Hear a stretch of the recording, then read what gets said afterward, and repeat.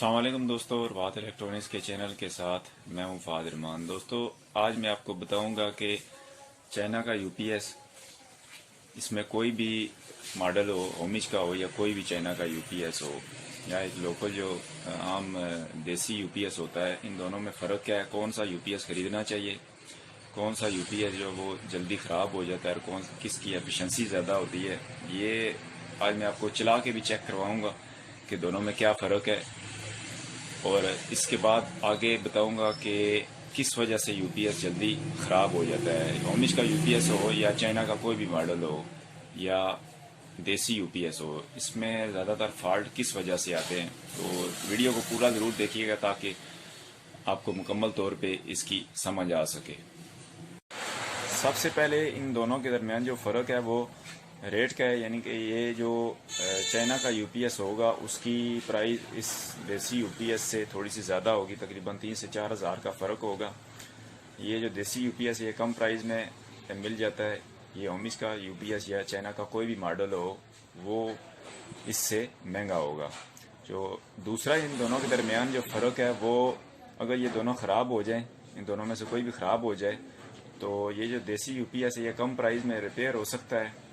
ये जो यूपीएस है इस पे लागत थोड़ी सी ज़्यादा आती है और ये जो है वो आम टेक्नीशियन नहीं इनको रिपेयर कर सकते, और थोड़ा सा इस पे टाइम भी लग जाता है। तो दोनों के दरमियान दूसरा जो फ़र्क है वो इसका ख़राब होने पे जो है वो ख़र्चा जो आता है उसका फ़र्क है। तीसरा जो इन दोनों के दरमियान फ़र्क है वो इलेक्ट्रिसिटी का होता है, यानी कि जो चार्जिंग एसी एम्पेयर होते हैं, जो यानी जो बिल होता है, उन दोनों के दरमियान फ़र्क होता है। वो मैं आपको चला के चेक करवाऊंगा कि इन दोनों के दरमियान क्या फ़र्क है। ये बेसिकली दोनों एक एक केवीए के यूपीएस हैं, तो ये चला के अभी मैं चेक करवाता हूँ कि इन दोनों में कौन सा ज़्यादा यूपीएस एम्पेयर लेता है। अभी ये वाला यूपीएस ऑन किया है, इसके एसी एम्पेयर देखते हैं कि कितना करंट ले रहा है। तो ये आप देख सकते हैं कि 0.3 तकरीबन 0.30 इसके चार्जिंग एम्पेयर हैं। ये अभी इसको थोड़ी सी छोटी बैटरी लगाई हुई है, लेकिन ये है कि तकरीबन 0.7 तक 0.6 तक इसके चार्जिंग एम्पेयर होते हैं। तो अभी दूसरे को चला के चेक करते हैं कि इन दोनों में क्या फ़र्क है चार्जिंग का। अभी ये दूसरा यूपीएस ऑन किया है, इसको चेक करते हैं कि ये कितना करंट ले रहा है।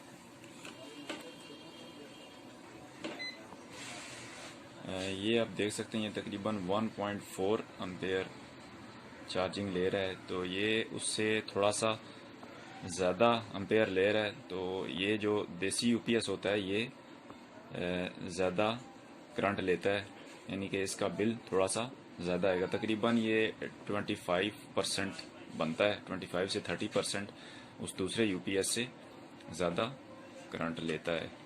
तो इसमें इन फ़र्क क्या होता है, किस चीज़ का फ़र्क होता है, ये मैं आपको खोल के चेक करवाता हूँ कि किस वजह से ये ज़्यादा करंट लेता है।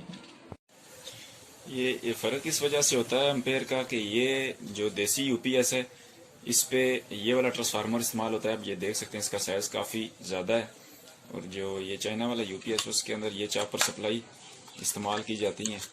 ये थोड़े से कम एम्पेयर इसके मुकाबले में लेते हैं।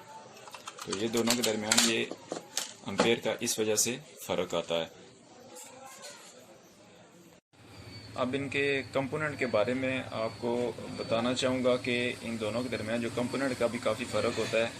इसमें जो चाइना में यूपीएस में जो कंपोनेंट इस्तेमाल किए जाते हैं वो थोड़े से अच्छी एफिशिएंसी के होते हैं, ज़्यादा एम्पेयर बर्दाश्त कर सकते हैं। इसी तरह ये देख सकते हैं ये देसी यूपीएस के अंदर कार्ड मॉड्यूल वगैरह इस्तेमाल होते हैं।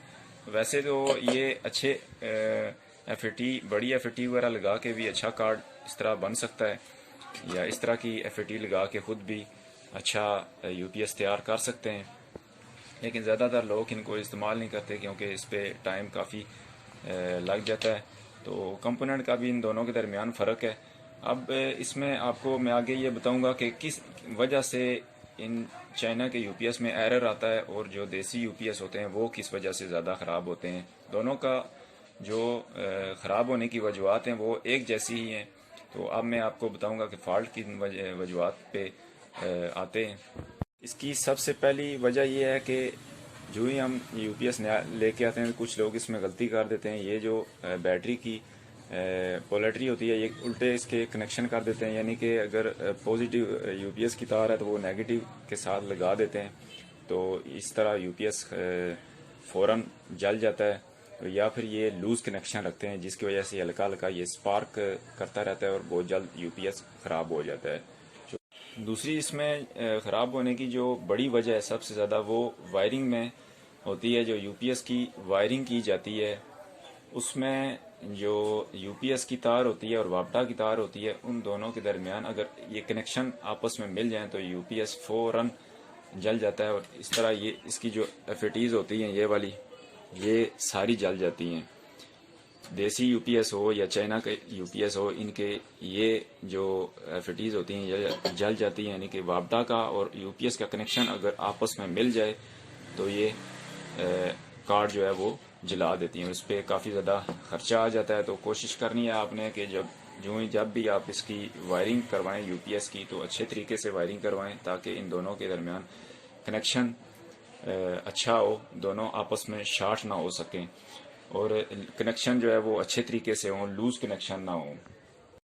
इसके अलावा जो हमारे इस तरह के इलेक्ट्रिक बोर्ड होते हैं उनमें जो कनेक्शन हुआ होता है यूपीएस का, उसमें सॉकेट में जब हम कोई शॉर्ट चीज़ लगाते हैं तो यूपीएस पे डायरेक्ट उसका ताल्लुक होता है, तो वो यूपीएस उससे ख़राब हो जाता है। अगर तो हमने ज़्यादा एम्पेयर का फ्यूज़ लगाया हुआ है तो वो फ्यूज़ नहीं जलेगा, जबकि उस यूपीएस को जला देगा। या अगर कोई फ़ैन या कोई बल्ब शॉर्ट है तो वो यूपीएस इससे भी ख़राब हो सकता है।